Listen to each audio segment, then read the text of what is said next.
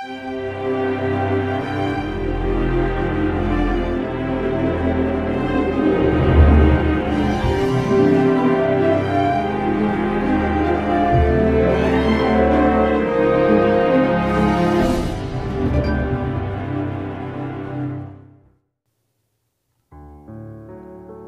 Samuel 26. Untuk kedua kalinya Daud membiarkan Saul hidup.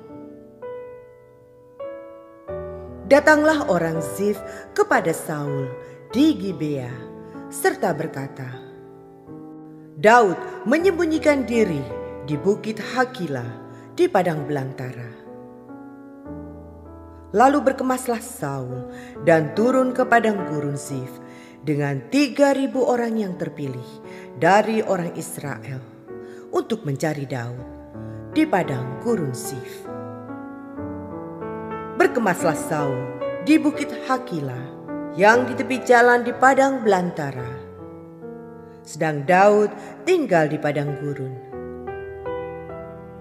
Ketika diketahui Daud bahwa Saul datang mengikuti dia ke padang gurun, disuruhnyalah pengintai-pengintai, maka diketahuinyalah bahwa Saul benar-benar datang.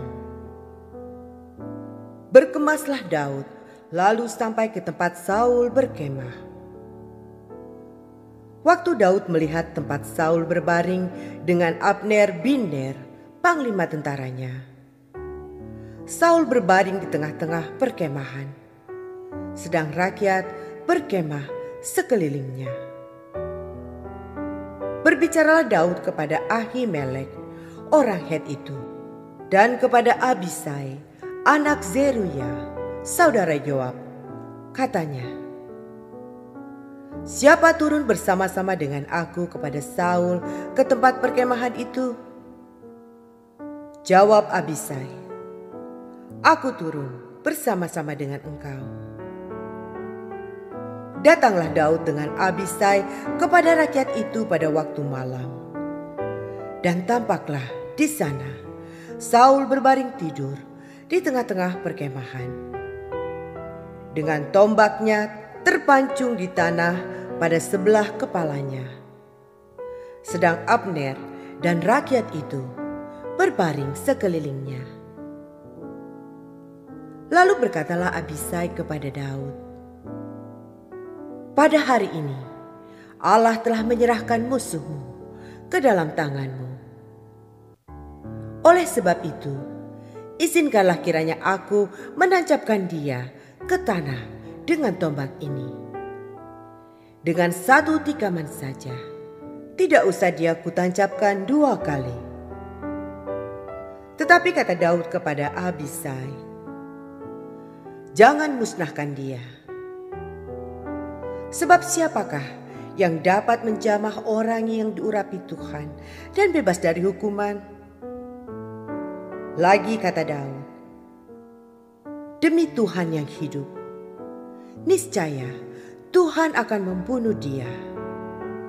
Entah karena sampai ajalnya dan ia mati, entah karena ia pergi berperang dan hilang lenyap di sana.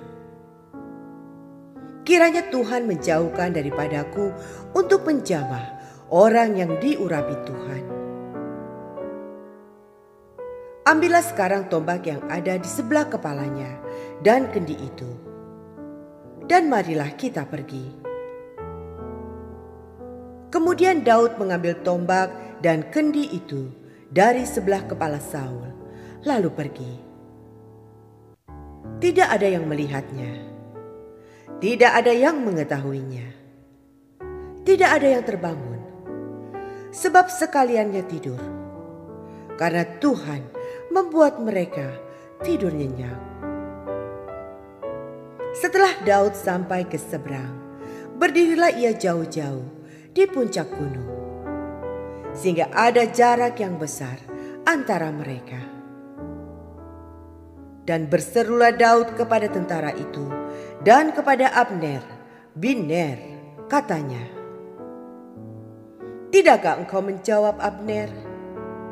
Maka jawab Abner, katanya, "Siapakah engkau ini yang berseru-seru kepada raja?" Kemudian berkatalah Daud kepada Abner, "Apakah engkau ini bukan laki-laki? Siapakah yang seperti engkau di antara orang Israel? Mengapa engkau tidak mengawal tuanmu raja? Sebab ada seorang dari rakyat yang datang untuk memusnahkan raja, tuanmu itu. Tidak baik hal yang kau perbuat itu. Demi Tuhan yang hidup, kamu ini harus mati. Karena kamu tidak mengawal tuanmu, orang yang diurapi Tuhan itu.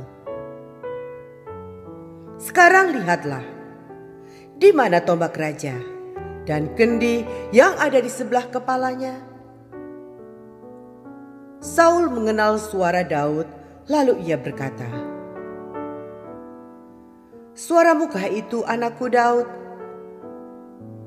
Jawab Daud, "Suaraku, tuanku raja." Lalu berkatalah ia, "Mengapa pula tuanku mengejar hambanya ini? Apa yang telah kuperbuat?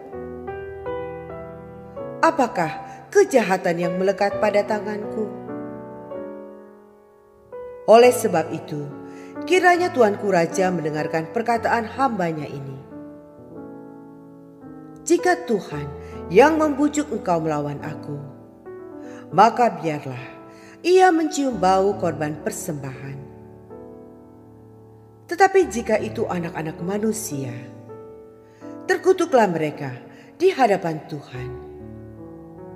Karena mereka sekarang mengusir aku, sehingga aku tidak mendapat bagian daripada milik Tuhan, dengan berkata, 'Pergilah, beribadahlah kepada Allah lain.'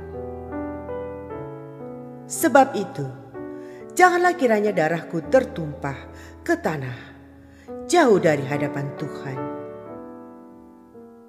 Sebab Raja Israel keluar untuk mencabut nyawaku, seperti orang memburu seekor ayam hutan di gunung-gunung." Lalu berkatalah Saul, "Aku telah berbuat dosa. Pulanglah, anakku Daud, sebab aku tidak akan berbuat jahat lagi kepadamu. Karena nyawaku pada hari ini berharga di matamu. Sesungguhnya perbuatanku itu bodoh, dan aku sesat sama sekali." Tetapi Daud menjawab, "Inilah tombak itu, ya tuanku raja. Baiklah, salah seorang dari orang-orangmu menyeberang untuk mengambilnya. Tuhan akan membalas kebenaran dan kesetiaan setiap orang. Sebab Tuhan menyerahkan engkau pada hari ini ke dalam tanganku. Tetapi aku tidak mau menjamah orang yang diurapi Tuhan. Dan sesungguhnya, seperti nyawamu pada hari ini berharga di mataku, demikianlah hendaknya nyawaku berharga di mata Tuhan. Dan hendaknya ia melepaskan aku dari segala kesusahan." Lalu berkatalah Saul kepada Daud, "Diberkatilah kiranya engkau, anakku Daud. Apa jua pun yang kau perbuat, pastilah engkau sanggup melakukannya." Lalu pergilah Daud meneruskan perjalanannya, dan pulanglah Saul ke tempatnya.